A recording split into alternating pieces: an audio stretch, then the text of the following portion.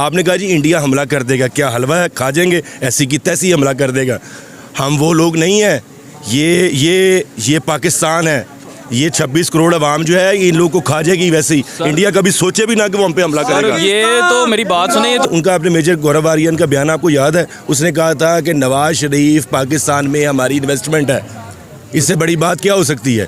भारत हंस रहा है, दुनिया हंस रही है, बल्कि दुनिया के जो हमारा एक इमेज गया है वो क्या गया है और किस वजह से गया है, वो तो चीफ़ जस्टिस साहब ने खुलेआम कह दिया है कि इदारों आप लोगों ने अदालत का वक़ार मजरू किया है। तो यहाँ से साफ आपके लिए एक मैसेज चला गया कि ये जो आप लोगों ने जो दुनिया को इमेज दिखा दिया, आप लोगों ने शुरुआत आप लोगों ने की, फिर जिस तरह मेरी बहनों को बालों से पकड़ के घसीटते हुए लेके जाया गया, ये सूरत हाल किसने पैदा की। बच्चों को देखो मार रहे हो यार, ये पाकि कश्मीर है, औरतों को घसीट रहे हो।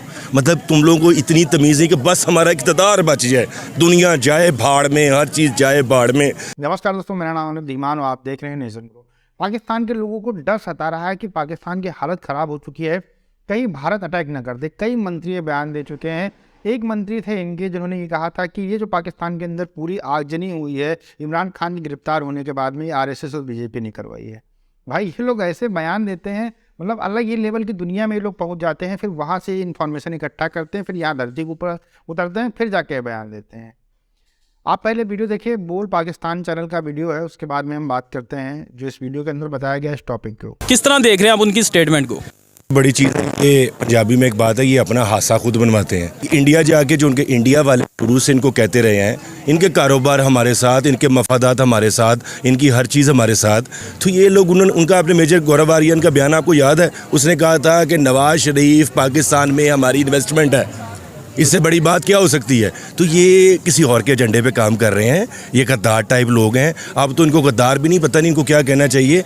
ये हमारे मुल्क का वो एक कह लो कि शर्मिंदगी का बायस हैं जो पूरी दुनिया में हमारी जग हसाई कर रहे हैं। सर अवाम को भी तो पता चले ना। अब अवाम, इन्होंने तो आगे स्टेटमेंट दे दी लोगों को कि जी इंडिया जो है मजाक बना रहा है और उनकी मीडिया जो है, उनको मौका किसने दिया, ज़रा ये तो पता चले अवाम को, ये तो बताएं। देखें जी, मौका ये पता क्या है, ये तरले मिन्त का ना मौका खुद ही ढूंढते हैं। और साले तुम लोगों के ताल्लुकात तगड़े हैं, IMF तुम्हें रुपया देने को तैयार नहीं है।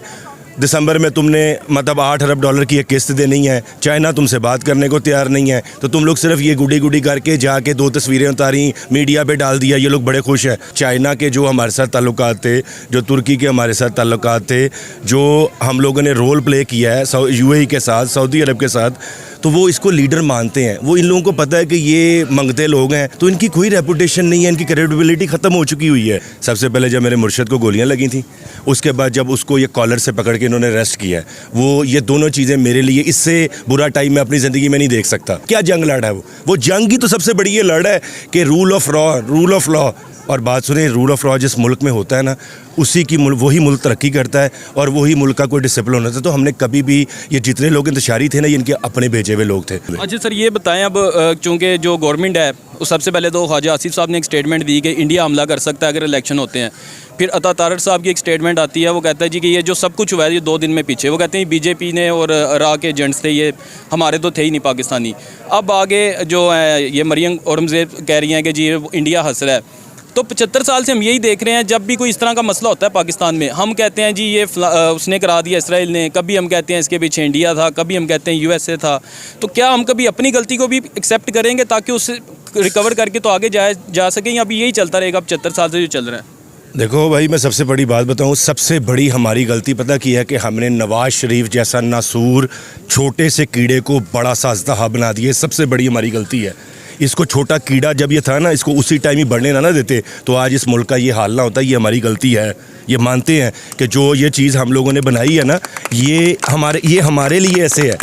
बात सिर्फ इतनी सी है कि नवाज शरीफ एक मफाद परस्त बिजनेसमैन आदमी का नाम है। उसका पाकिस्तान की पॉलिटिक्स से, पाकिस्तान के लोगों से, पाकिस्तान की इकॉनमी से, पाकिस्तान से उसका कोई तल्लुक वास्ता नहीं है दूर दूर तक। आपने कहा जी इंडिया हमला कर देगा, क्या हलवा है खा जाएंगे, ऐसी की तैसी हमला कर देगा। हम वो लोग नहीं हैं, ये पाकिस्तान है, ये 26 करोड़ अवाम जो है इन लोगों को खा जाएगी वैसे ही। इंडिया कभी सोचे भी ना कि वो हम पे हमला सर करेगा। ये तो मेरी बात सुने, ये तो हमारे वज़ीर दिफा की स्टेटमेंट है ना। मुझे बताएं उस कंट्री को क्या ज़रूरत है वो हमला करे? वो दुनिया की 5वीं बड़ी इकॉनमी बना हुआ है इस वक्त, आप उसकी IT सेक्टर देख लें, वो तरक्की कर रहा है, उसे क्या ज़रूरत है इन चीज़ों में पढ़ने की? ये तो स्टेटमेंट आपको नहीं लगता है कि बोगस सी स्टेटमेंट देते हैं? देखें ये इनका पता क्या है कि ये कह रहे हैं कि या अल्लाह ये सारे लोग फना हो जाएं, खुदा ना खास्ता मेरे मुंह में खाक, इलेक्शन ना हो। इनकी हर दर्जा कोशिश है। इन्होंने क्यों सारा कुछ किया है? मुल्क में इमरजेंसी नाफिज हो, इलेक्शन ना हो।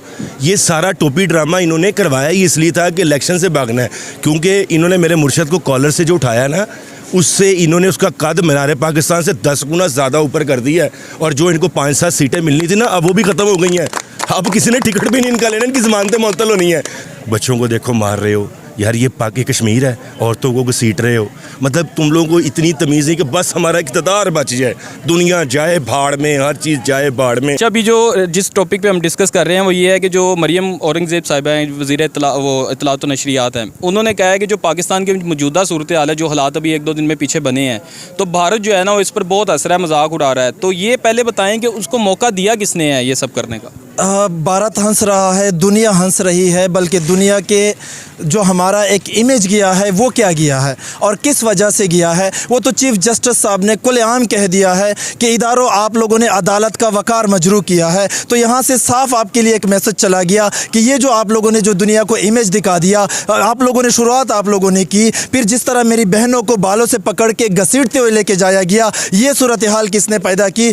आपने तो मेरे कारकुनान को नहीं रोका। चलो आप कह रहे हैं कि जलाओ गिराओ PTI के कारकुनान कर रहे थे, लेकिन इनको रोकने वाले कौन थे? अब तो मुझे कहीं नज़र नहीं आए। मुझे तो नज़र आए तो सिर्फ वहाँ नज़र आए जब मेरी बहनों को घसीटते हुए लेके जा रहे थे। ये इमेज किसने ख़राब कर दिया? दुनिया तो समझ रही थी कि हम मुसलमान मुल्क है, हम दुनिया को ये बताते हैं कि इस्लाम हमें अमन का दर्ज देता है, हम दुनिया को ये बताते हैं कि इस्लाम में औरत की इज़्ज़त है, औरत पे हाथ नहीं उठा सकते। तो ये इमेज कौन ख़राब करके गया है? इनके ज़िम्मेदार कौन है? मरियम औरंगज़ेब साहिबा से मैं सबसे पहले यही सवाल करूंगा कि इसका जवाब मुझे दे दे। ये इमेज किसने ख़राब कर दिया? इस्लाम का भी, कानून का भी, पाकिस्तान का भी। अच्छा, ये बताएं कि अब जिस तरह उन्होंने कहा कि इंडिया जो हंस रहा है, तो पहले इस पे बात कर लेते हैं कि आप पाकिस्तान में जो हमारे हुक्मरान हैं उनकी क्या थिंकिंग है, और भारत, चले ठीक है इंडिया के साथ हमारा डिस्प्यूट है, लेकिन उसको एक साइड पे रख दें 2 मिनट के लिए। उनके जो हुक्मरान हैं उनका विजन क्या है और हमारा इस वक्त विजन क्या है, क्या देख रहे हैं आप? डिस्प्यूट तो हम साइड पे ही रख लेते हैं, क्योंकि अब वो हमारे साथ तो ये करना ही नहीं चाहते। वो तो चाहते हैं कि हम आपके साथ से इकोनॉमी के लिहाज से आगे चले गए हैं, हमारी मईशत जो है आसमानों को छू रही है, हमारी जो टेक्नोलॉजी सेक्टर है वो एक पीक पे चली गई है, IT सेक्टर जो है वो पीक पे चली गई है। मैं साइंस में आपसे तरक्की कर रहा हूँ, मैं आपके साथ क्यों जंग करूंगा? मैं क्यों डिस्प्यूट पैदा करूंगा? मेरी इकोनॉमी को क्यों मैं अपनी तबाह करूंगा? इंडिया तो चाहता ही नहीं है हमारे साथ। ये तो हमें डराया गया है, हमारे दिलों में खौफ पैदा किया गया है। जैसे हमारे बच्चों को कहा जाता है, जैसे हम बच्चों को कह देते हैं उस तरफ न जाओ वहाँ पे जिन्न है, फिर बच्चे मेरी तरफ आ जाता है, वो डर के मारे वहाँ नहीं जाता। तो यहाँ से आपको पता चल जाएगा, इसी तरह हमें डराया गया कि वो हमारे साथ ये कर रहे हैं,